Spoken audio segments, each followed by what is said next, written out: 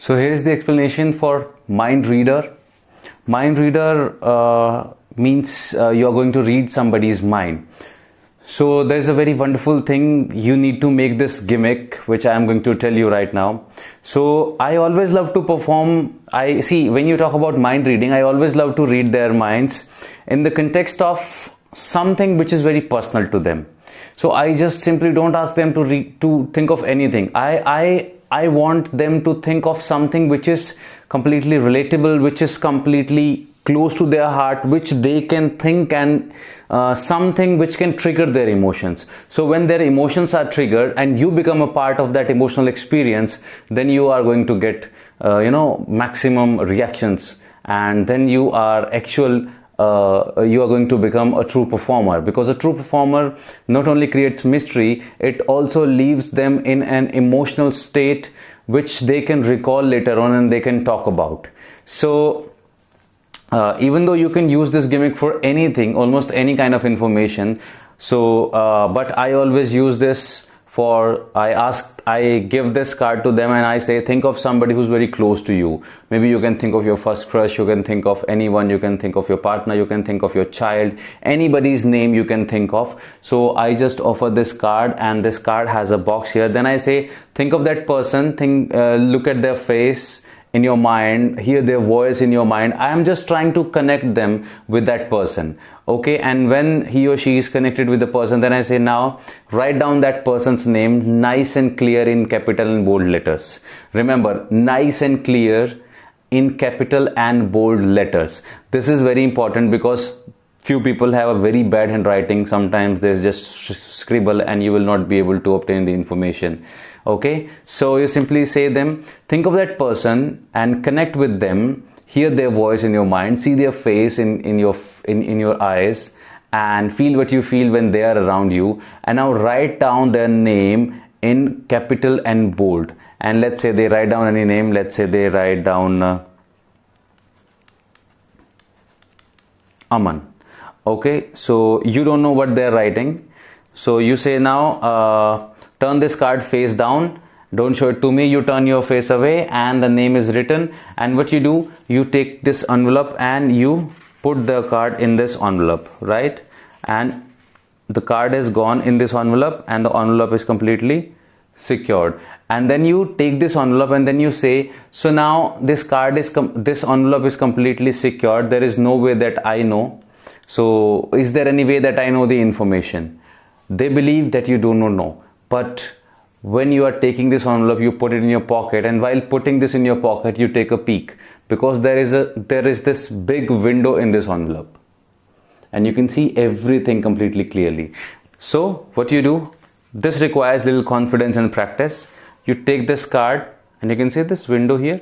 You take this card, you put it like this and you kind of push it in and you lock it, and then you say, now you remember this card, you remember this name, your information is secure here, and I'm keeping it in my pocket. And when you take it and you keep it in your pocket, in your front pocket, or maybe in your front denim pocket, or you are wearing a blazer, so you can put it in your coat pocket also. And while you are putting it there, so you take it from them and you get a complete clear peek. Right now I take it from them, I put this card here, then I say, now is there any way that anybody in the audience know that person?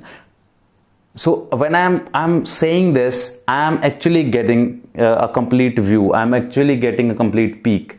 But I don't don't stare at it like this. I simply, in the gesture, in the motion, I simply get this information and I say, now how long has it been you met this person? So they are just thinking about that person, and you take this information and you put it in your pocket. That's it.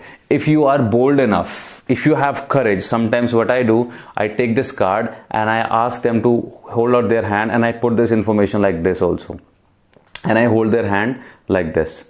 So sometimes you can do this also, but I would not suggest you. It requires a lot of confidence, it requires experience of stage handling and handling audience. Okay, audience management is also needed here. So once this information is achieved, and it's completely up to you, you ask them to think about the first letter, you start revealing letter by letter, and then it's completely up to you, right? So this is how You can use it for anything. You can use this for number, their date of birth. They draw anything, you can use it for drawing. You can use it for name. You can use it for their password. You can ask them to write down their password here, and then you can take this information. You take their phone and you tuck, put these 4 digit, 6 digit, and you can unlock their phone and you can surprise them completely. So this is amazing thing. Okay, so you can use 2 envelopes as a sort of backup. So what you do, this is very amazing, this is very interesting. So how I control it, how I manage this, I just take this card and I put it. Okay, once I put it, I show it like this. I don't show it that see there is nothing behind it. I simply flash it like this because I'm holding 2-3 envelopes, and then I say okay, so let's say the person's name is Jyoti. Then I say, okay Jyoti, so you wrote this name, right? So I just kind of flash it very casually. I say now your information is secure in this envelope, right? So what I do while talking to them, very offbeat, I just cut this card to the bottom, and now I get a complete pic. Then I say, now think about that person, and when she's thinking about the person, in the meanwhile I can take a peek and I put this in my pocket. So you can do this also, and make sure you are standing on the right corner and nobody is behind you. This is little angle sensitive. So this is not about obtaining the information, this is about how you manage this all. Okay, your peak shouldn't look completely visible to everyone, and it shouldn't be that there is some way that you are getting this information. Of course you are getting, they should have an idea, but it's your job to remove this idea. Okay, so take this envelope and cut out a window, and make sure you do it very nicely. And if you are unable to run knife properly, you can take help of someone who can do it for you if you are underage. So don't play with scissor and don't play with knife and blades. Okay, take help of your parents also. Alright, so this is how you can read their mind, so you can become a mind reader. Thank you.